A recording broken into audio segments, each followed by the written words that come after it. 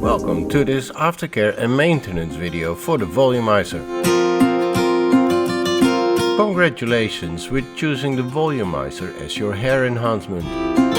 The guidelines in this video will help you to have a great wearing experience and an optimum performance of the volumizer.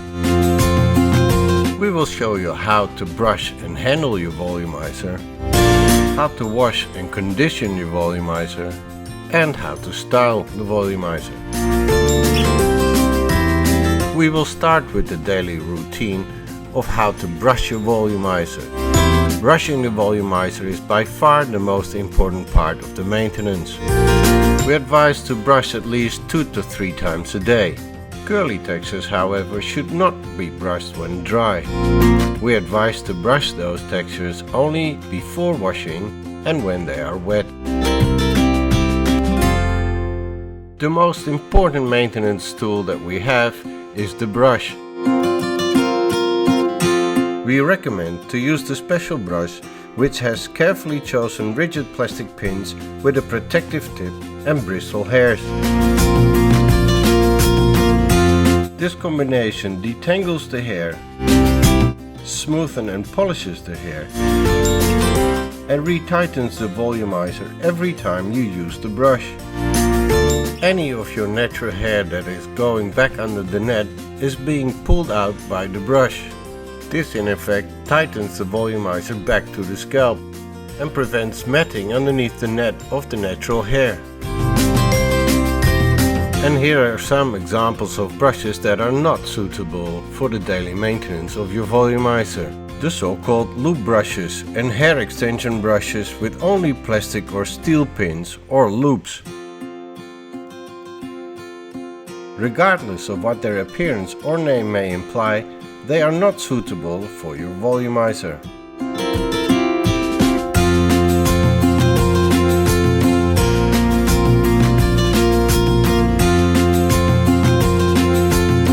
In most cases, your stylist has pulled all your natural hair as far as possible through the base of the net.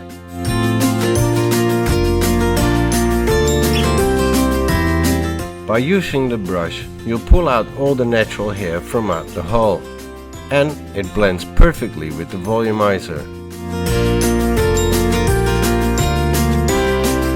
Another important thing to know is that the volumizers are made with Remy human hair. Remy hair means that the cuticle layer is intact and that they're all lined up in the same direction. Hair pointing in the opposite direction can cause matting because the cuticle layers will grab in one another.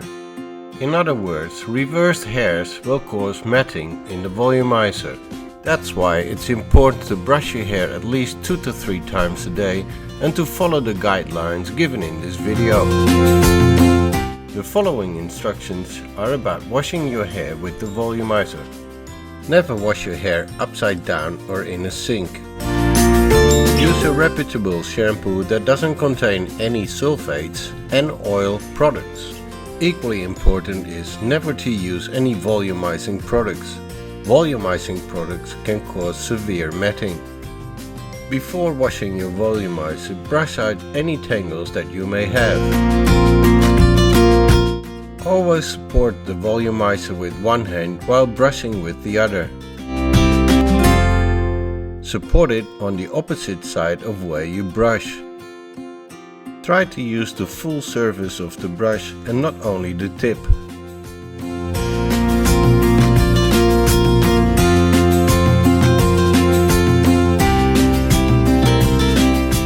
When you have brushed out all the tangles, turn on your shower and make sure it's a soft water flow. A hard or strong water flow may cause your natural hair to be washed back under the net. Adjust the water flow until it's a soft water stream. Now wet the hair thoroughly. Make sure that all the hair underneath is also wet. Apply a small amount of shampoo in the palm of your hand and rub your hands together. Then apply the shampoo as close as possible to the roots by dabbing it onto the hair and the volumizer.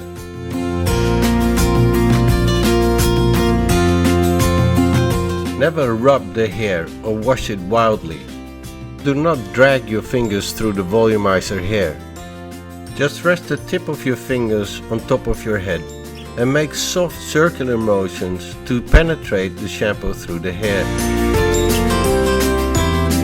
In many cases, the shampoo doesn't foam or doesn't foam enough the first time. Do not add more shampoo. More shampoo will be very hard to rinse out. The best practice is just to finish washing and apply the shampoo for a second time after rinsing. To help the shampoo penetrate the volumizer and the hair, it helps to add a little bit of water.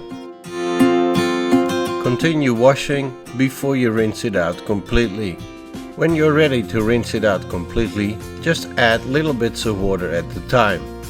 This will help to dilute the shampoo even further and make the rinsing a lot easier and faster.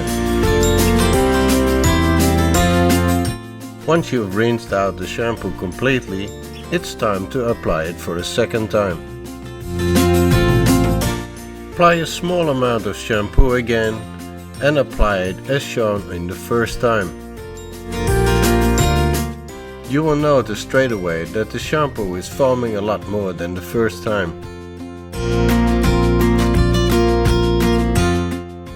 Now you can start washing the length with the leftover shampoo from the top.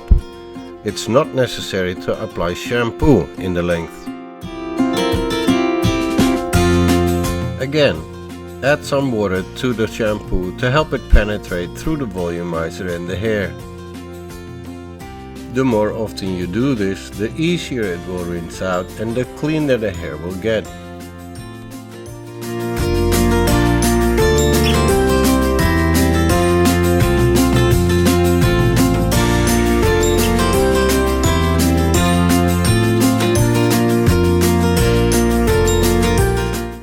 Keep repeating the rinsing until you feel or hear no soap bubbles in the hair anymore.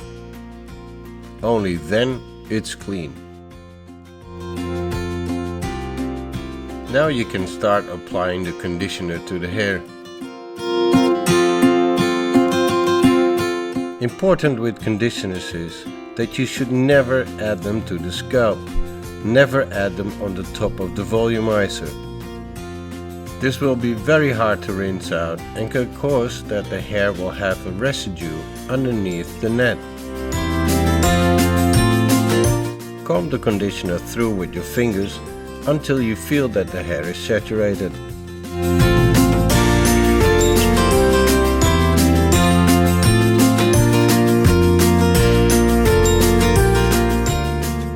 Rinse the conditioner out thoroughly. You do not want to have any residue underneath the net. Residue underneath the net can cause irritation. When you're finished rinsing the conditioner, blot dry the hair with a towel. Avoid rubbing with the towel. Squeeze dry the lengths with the towel until all excess moisture has been removed.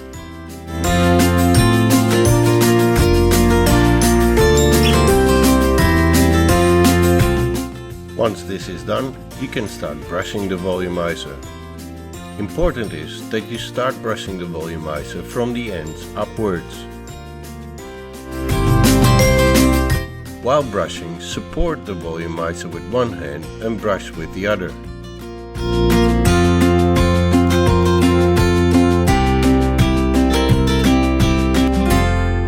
Try to use the whole surface of the brush and not just the end or the tip. Once you've reached the top, you move on to the next section.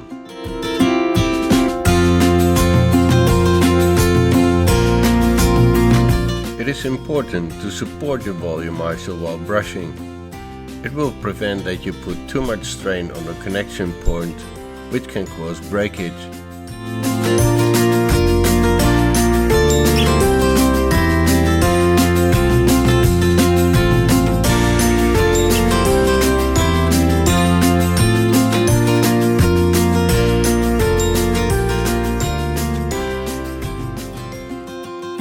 Once you brushed out all the tangles, you can move on to the next step. From here on you have a choice on how to dry your volumizer. For a natural look, it's best to let the volumizer dry by air. This is especially important with curly textures.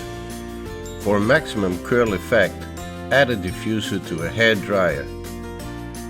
Don't dry the hair upside down. You can do it sideways with the diffuser. Styling your volumizer can usually be done with the most common tools. Just remember not to apply any direct heat to the base of the net. As mentioned earlier, never use volumizing products. Volumizing products can cause severe matting. Here is an example on how you can dry your volumizer with a brush and a hair dryer. Here also, start drying the hair from the ends and slowly progress upwards. Make sure you're not pulling too hard, creating tension on the fixing points. If you can feel that it hurts, you're brushing too wildly. A good tip is to take smaller sections if this happens.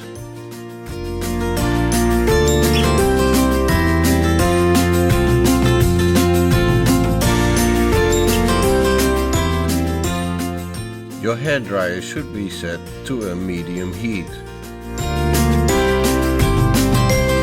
Just keep repeating to brush with the hairdryer until the ends are dry. Once the ends are dry, you can slowly progress upwards.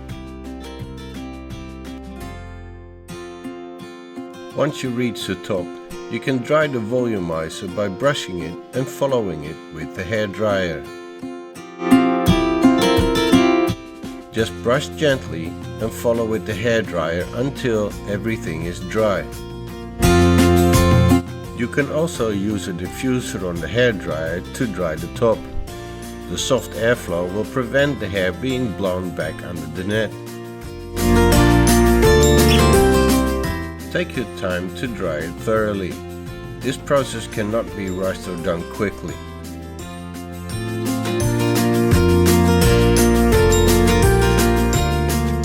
A thoroughly dried volumizer will keep its shape for much longer and is much easier to style with other tools afterwards, like heated rollers or straightening irons. Thank you for watching this maintenance video for the volumizer, and we hope it will contribute to a great wearing experience.